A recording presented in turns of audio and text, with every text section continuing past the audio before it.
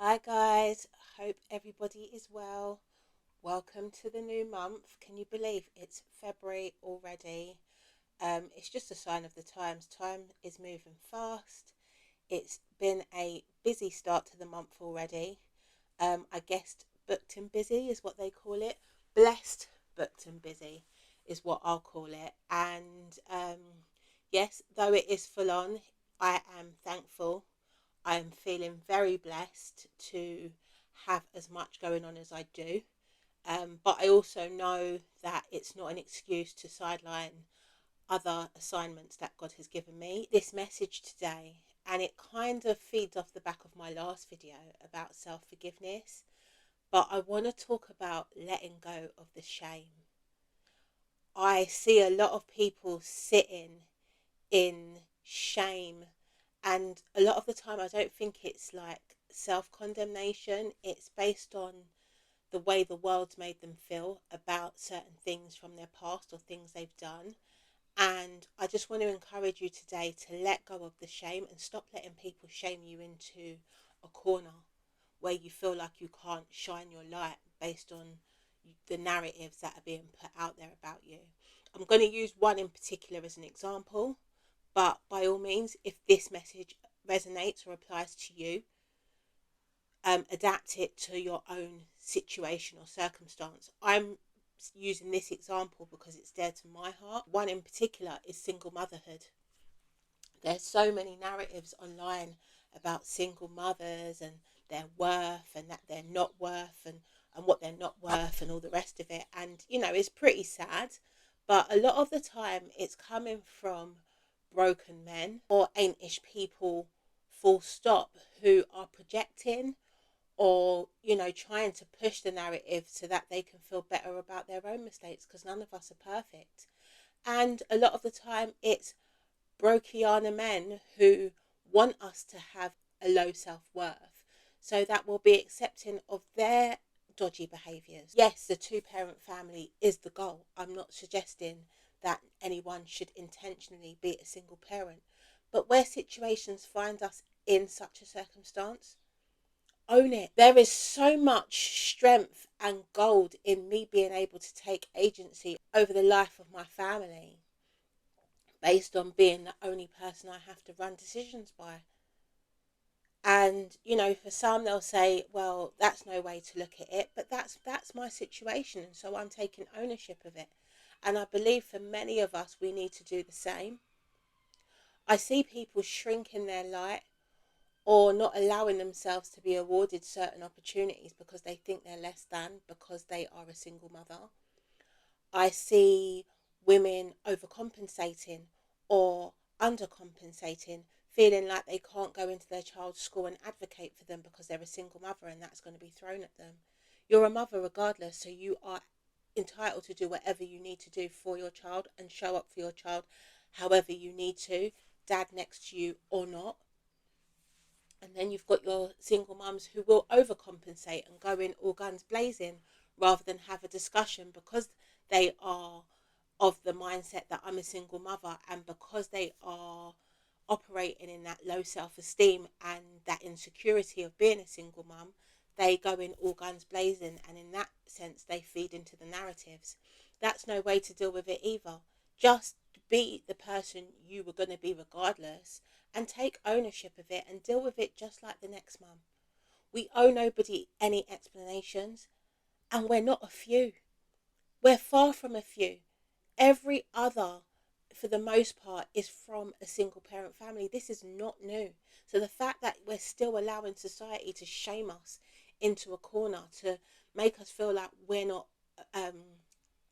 entitled to speak up, we're not entitled to have standards, we're not entitled for certain opportunities, it's a lie from the pit of hell, let me tell you. Standing in my single motherhood has given me so much strength in so many areas, and it's allowed me to take ownership and agency and also shift the trajectory of the lives of me and my life and my children's.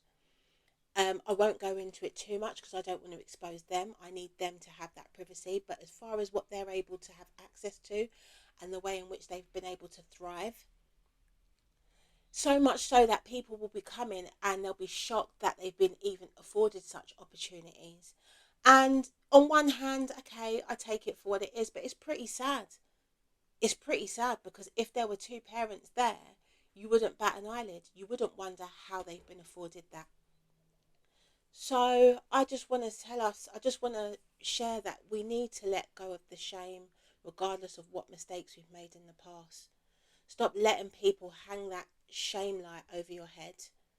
You don't owe anybody explanations. The only person you need to take anything you've done wrong to is to God. And when I say done anything wrong, I'm talking on the greater scale. Being a single mum doesn't mean you made a bad decision in terms of who you had your children with. It just means you were operating with the tools you had at the time. And I also believe that when we feel less than as single mums and our self-esteem is low, it can push us into making even more poor decisions when it comes to future relationships, because we do feel less than. I mean, I personally don't, but when I see that some women do feel less than, and therefore they believe they have to reduce their standards, again based on the narratives that are out there, a quiet, confident man, a man that has true confidence and stands in his manhood, is not going to be swayed by someone's past mistakes in that capacity. Obviously, there's going to be factors that play into this, but a woman who is a single mother and dotes and loves on her kids and shows up for her kids and advocates for them is not going to be off putting to a real man.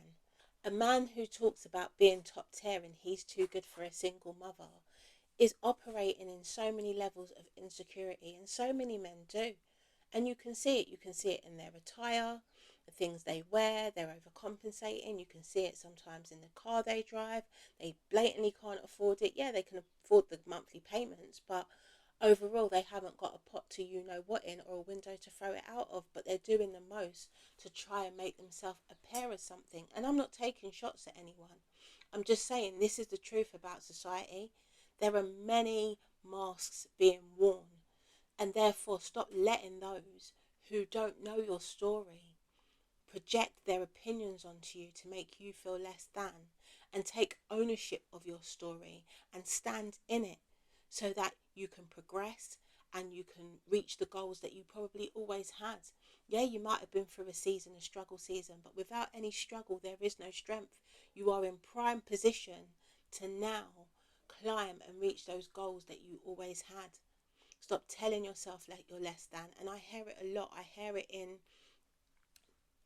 conversations that I have, be it, oh, you know, unfortunately, such and such. And then I'm like, we don't need to use that wording.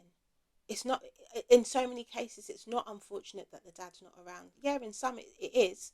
But in some cases, it's not actually that unfortunate. In fact, sometimes it's a blessing in terms of what the kids know what they have, and what they do have is way more stable than what they would have if a certain person was in the mix. And you know, for those who do co-parent properly, that's even a bigger blessing, that the dad is involved and does have some say so. But what I'm saying is, it doesn't mean, regardless of whether the person is involved or not involved, or the fact that you've moved on, whether your relationship broke down, whether your marriage broke down, it doesn't mean you are less than. And we've got to stop letting society shame us into these corners and show up as you need to. I know it's easy for people. I mean, listen, society thrives off of that, making someone else feel less than for their own mistakes. It takes the heat off of our own wrongdoings. That's why we do it. But it's not right. And listen, even when someone may try to shade me, I don't go in all guns blazing. So I don't fire back, because at the end of the day, I know who I answer to. So I will let people have their opinions, because the opinions of man are not my concern. So I will let them have their opinions. But and they will know me by my fruit. And you know what? It's so true. It's so real. I know there have been side eyes regarding certain situations, but then when they see the fruit, be it for yourself, be it for your kids, they want to know how. They want to know, how did you manage that? How did you do that? It's because I didn't let the narratives define me. Nor did I overcompensate and take a stance of, oh, I'll show them. Absolutely not. Let non-factors be non-factors. And you focus on your fruit, your ministry, your home, your relationship with God, and doing the work, working towards your goals and your desires, your heart's desires. Focus on that. Don't worry about anybody else. The rest will present itself to whoever needs to know, as it should, as and when. Don't focus on that. Don't focus on time or time lost. As long as you've still got breath in your lungs, you are still entitled to work towards those things. I can't stress it enough. I can't stress it enough. And whether you've got a baby and you're already a single mum, because I've seen that a lot more, and I'm not shading against it. What I'm saying is, stand in it now. Whoever has failed you as to how you've become a single mother, there is an element of them wanting you to go through parenthood anxiety ridden, because it takes a special kind of horrid person to put you in that predicament. But it's because they want that initial early years of parenthood to be anxiety ridden. Don't even take that to God, sit in it, and still work towards the things you desired when you thought about what you were going to be as a mum. And still you can make that happen. Work towards it now. Have the patience you need, have the downtime you need. Establish your support network from now, who you trust with your child, so that when you do need to work or do something or work on you or have some downtime, you can do that. Work on your support system, but do not focus on the feelings of inadequacy, the feelings of less than, the feelings of low self-esteem, because you are sitting in a position that society has deemed to be less than. Because I don't believe it is. I think they are scared of the strength in single mums for the most part, and I think that's why, if we can try and make them feel some type of way, we can. And no shade to marriage folk, but look at the state of marriages. Take the blessing. I know I do, because, and based on the work I do, based on what I'm exposed to, social circles and all the rest of it, not every marriage is bad, but not every marriage is good. And guess what? I have my peace. I wake up and I have agency over my life. I have a calmness. I don't have to run things by somebody else. And I'm not saying I won't ever get into a relationship, but that's not my only priority, because I'm trying to keep up appearances. Be mindful. Be careful what you wish for, because there are so many married single mothers out there. Again, I'm not shading married folk. I'm trying to just allow you to see the bigger picture. All what glitters isn't gold, and people are struggling in all forms these days. Long gone are the days when the man was the head of the household, A, providing, B, making all the decisions. That's not the case anymore. And so many women, because of this whole push of this and that, are trying to force themselves to allow the man to be the head of the household, but they know they don't even trust him with the finances. They know that he can't make the decisions. His decision making isn't as layered and structured as theirs is. So stop letting people play in your face and make you, put you down and making you feel less than. Stand in it. Let go of whatever got you here, and understand that it's what's building you and your character now.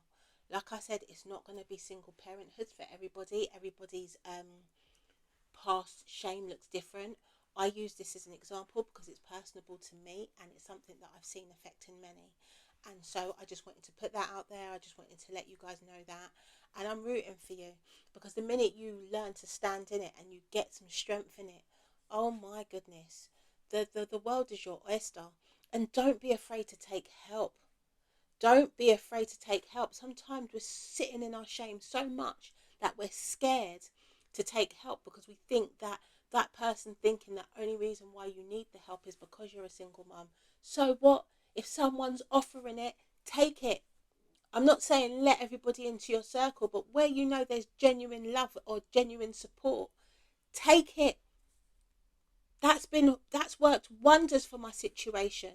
And no, I don't let everyone in because I'm guarded, but I do accept help where it can come and where it's genuine. I absolutely do, and that's why I've been able to shift the trajectory of my life and my kids. But I don't want to go off on a rant, but I felt like it was important to put that out there. Please, please, please, going into this month, do consider this, because I see so many sitting in it, and add it to what I said before about the self-forgiveness. Add it to that, and between the two, start to hold your head up, shift your posture, and understand, as long as you are living right, as long as you've got a good heart, everything that you thought was owed to you before, providing it stands in line with God and it's not affecting or breaking anyone else, you are still entitled to it. You just got to do the work, and you've got to believe. Anyway, look after yourselves, and hopefully we'll catch up soon. Take care. Bye.